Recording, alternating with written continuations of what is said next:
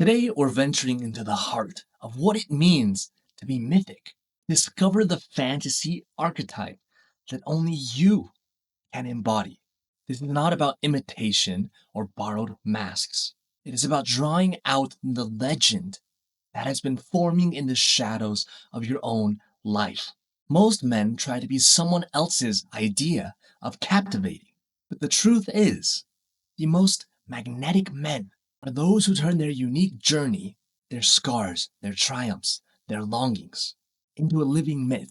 By the end of this video, you will see how your unique story can become the foundation of a fantasy archetype that women find unforgettable. Here's the path that we will take. Number one, we will revisit the moments that shaped you. Number two, we will reveal the mythic strengths that are born from those moments. And number three, we will show you how to live your mythic archetype with a confidence that feels like destiny. Ready? Step number one, uncovering your defining moments. Every myth begins with a wound, a longing, a test. Think of the ancient heroes. Yes, marked by exile and yearning for home for years. Orpheus, driven by love and death and loss. Even the modern archetypes, like the self-made man who rose from nothing, or the artist who turned heartbreak into beauty. Let me tell you a story.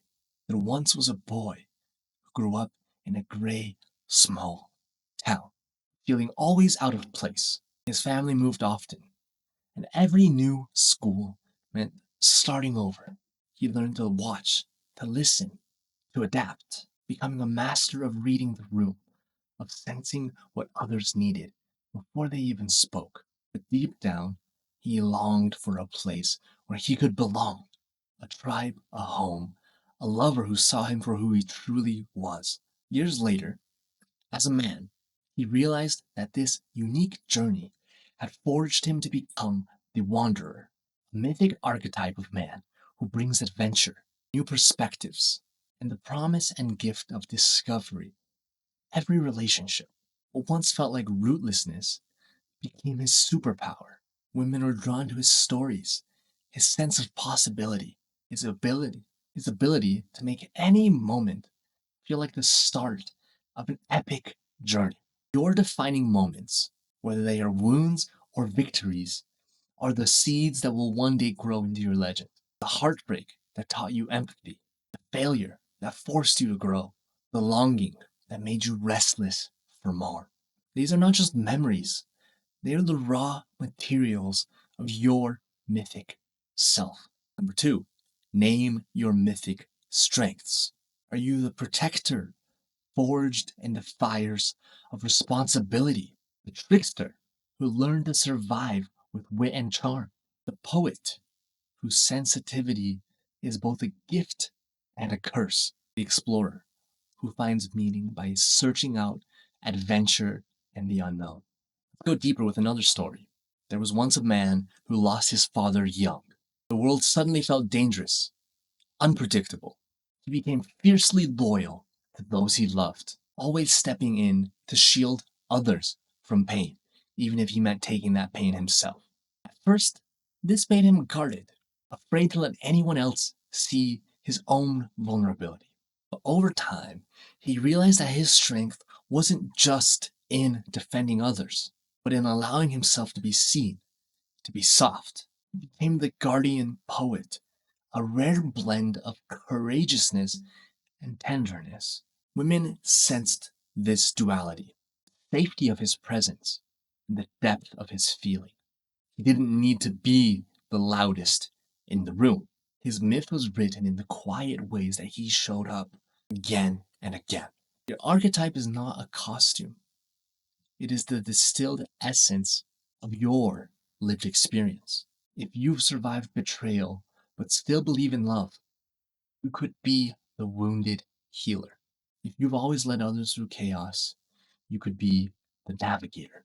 If you turn your pain into art, you might be the alchemist or the artist. These are not just roles, they are your invitation to live with purpose, to offer your own unique medicine to the world. Number three, express your archetype with confidence. To live your myth is to embody it in every word, gesture, and connection. If you're the poet, let your language be music. Do not hide your sensitivity. It is your greatest strength.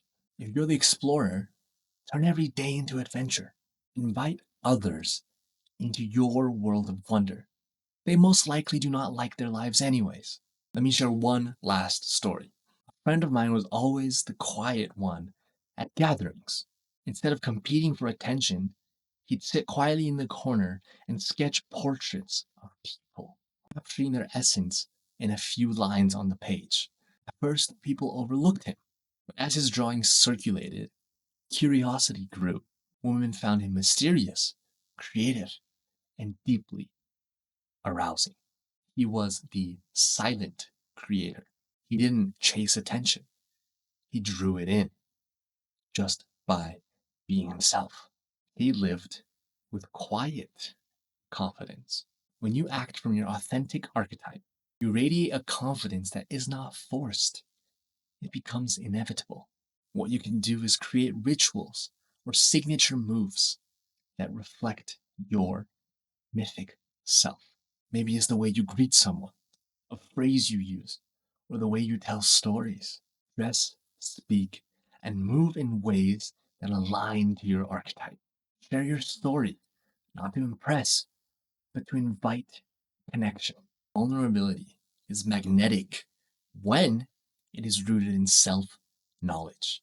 So remember, your fantasy archetype is hidden in the tapestry of your own story.